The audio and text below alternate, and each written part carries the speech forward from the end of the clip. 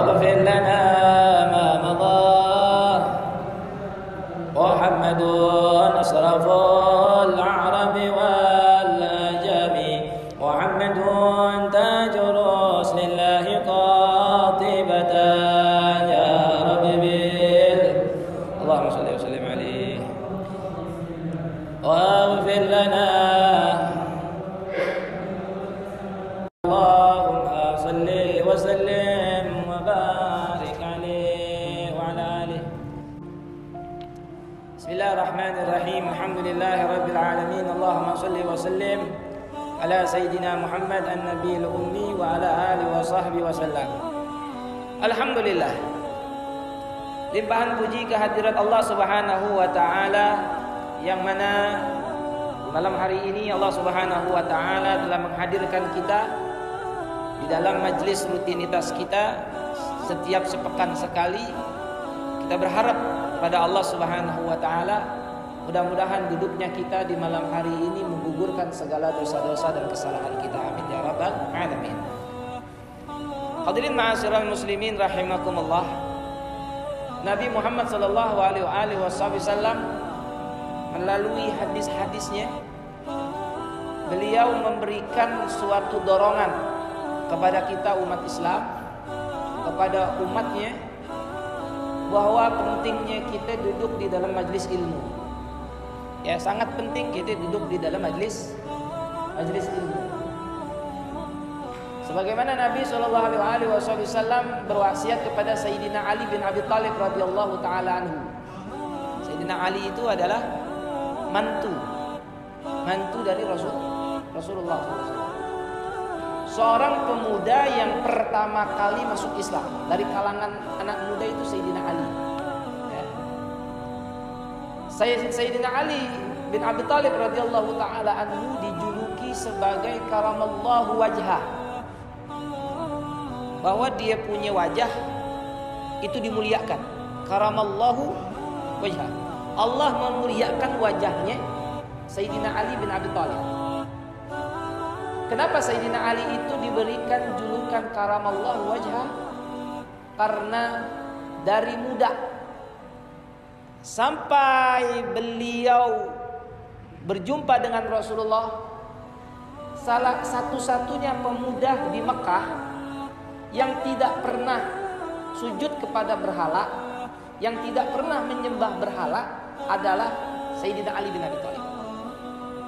Anak muda yang lainnya terpengaruh untuk menyembah berhala. Tapi yang satu ini nih, anak muda yang satu ini nih, meskipun seluruh pemuda-pemudi di zamannya menyembah berhala, akan tetapi Sayyidina Ali dia enggan dan tidak mau menyembah berhala sebelum dia mengenal Rasulullah secara dekat.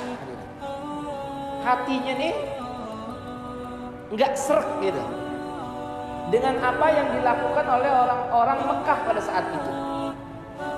Itu menyembah berhala, ngadain persembahan kepada berhala, motong kambing bakal berhala, motong kontak bakal berhala, begitu. Jadi hajar apapun mereka ke berhala. Tapi yang satu muda yang satu ini, ya, meskipun Rasulullah SAW belum diangkat sebagai seorang nabi dan rasul, pada zaman tersebut orang pada nyembah berhala, pemuda-pemudi nyembah berhala. Satu anak muda ini hatinya menolak untuk menyembah berhala. Oleh sebab itu beliau adalah seorang pemuda yang suci dan murni, dan pemuda yang pertama kali masuk ke dalam agama Islam. Dan ketika masuk Islam, beliau adalah seseorang yang menaruhkan nyawanya. Ketika Nabi Muhammad SAW hendak dibunuh, orang kafir sudah mengelilingi rumahnya Rasulullah. Ya. Jadinya Abu Jahal, Umayyah bin Khalaf bermusyawarah sama orang-orang Mekah.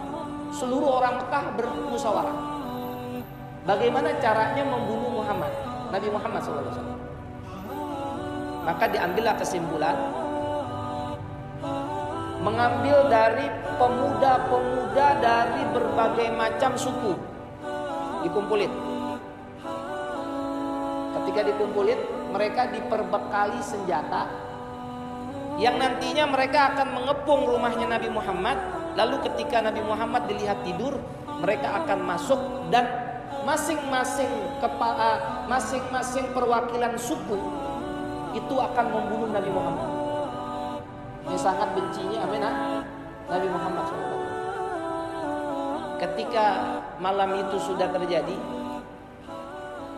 Nabi Muhammad SAW sudah ada di dalam rumahnya dan diintai oleh mereka. Dan di situ ada Sayyidina Ali yang mereka nggak tahu. Mereka mengelilingi rumah Nabi Muhammad SAW, dilihat Nabi Muhammad lagi sedang tidur. Kemudian apa yang terjadi hadirin? Kemudian Nabi Muhammad SAW diberikan mukjizat oleh Rasul SAW. Beliau keluar rumahnya, padahal rumah beliau udah dikepung. Beliau keluar rumahnya, ini pemuda-pemuda yang akan membunuh Nabi Muhammad. Mata mereka melihat, akan tetapi mereka tidak melihat Nabi Muhammad keluar dari rumahnya. Dan ketika itu Nabi Muhammad SAW sempat-sempatnya beliau ngambil pasir, lalu menaruhkan pasir itu di atas kepala mereka. Satu persatu Nabi Muhammad SAW menaruh itu pasir. Sambil Nabi Muhammad SAW membacakan surat Yasin dari ayat pertama sampai ayat 5, surat Yasin ditaruh itu. Nah, ini orang kafir Quraisy yang lainnya ngelihat seperti itu heran. Itu Nabi Muhammad keluar dari rumah, kenapa mereka nggak lihat? Bahkan Nabi Muhammad menaruhkan pasir di atas kepala mereka, mereka nggak sadar. Padahal mereka nggak tidur, mereka mengintai Nabi Muhammad itu. Itulah kalau Allah SWT sudah menutup daripada penglihatan mereka musuh-musuh Nabi Muhammad SAW. Dan yang menggantikan kasur, menggantikan ranjangnya Nabi Muhammad SAW tidur itu adalah Sayyidina Ali bin Abi Thalib. Jadi Sayyidina Ali menaruhkan nyawa di situ. Yang terpenting keselamatannya Nabi Muhammad SAW terjamin. Jangan sampai terbunuh, dan biarkan dirinya terbunuh asalkan Nabi selamat. Begitulah pembelaan para sahabat terhadap dirinya Nabi Muhammad SAW. Sayyidina Ali tidur di atas keranjang sambil berselimutkan selimut warna hijau. Jadi Nabi Muhammad SAW itu suka dengan warna hijau. Makanya kubahnya Nabi Muhammad SAW itu di Madinatul Munawwarah, Qubbatul Khadra, disebut Qubbatul Khadra, kubah yang berwarna hijau. Kenapa kok kubah itu berwarna hijau? Karena warna hijau yang paling disenangi oleh Rasulullah SAW. Dan Qubbatul Khadra itu, kubah yang berwarna hijau itu tepat sekali dengan pusaranya Nabi Muhammad SAW.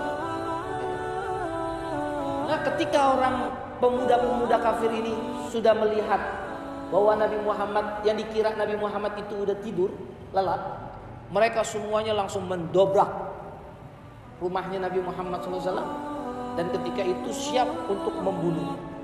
Akan tetapi ada satu orang yang bilang, jangan kita bunuh dulu, kita mau lihat wajahnya Nabi Muhammad ketika kita bunuh.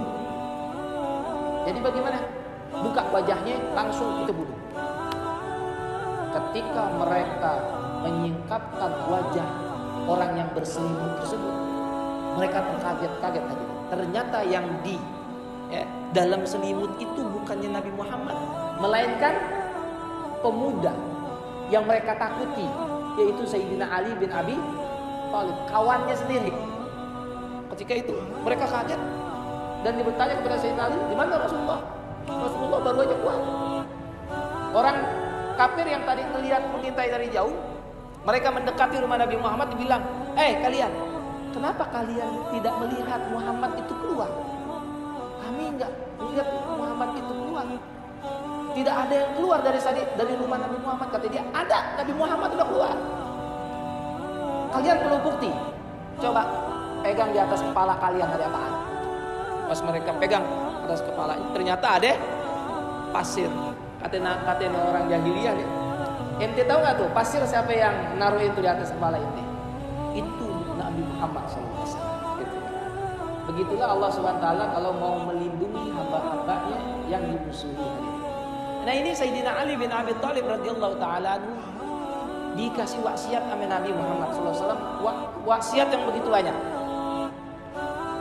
Salah satu wasiat yang begitu banyak yang diwasiatkan dan dipesankan oleh Rasul SAW adalah mengenai duduknya seseorang di suatu majelis ilmu.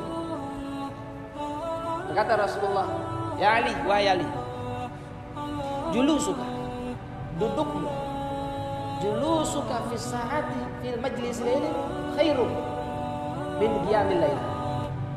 Wahai Ali, dudukmu di majelis ilmu itu, sesaat di majelis ilmu, dudukmu sebentar di dalam majelis ilmu itu lebih baik dibandingkan engkau sholat tahajud semalaman.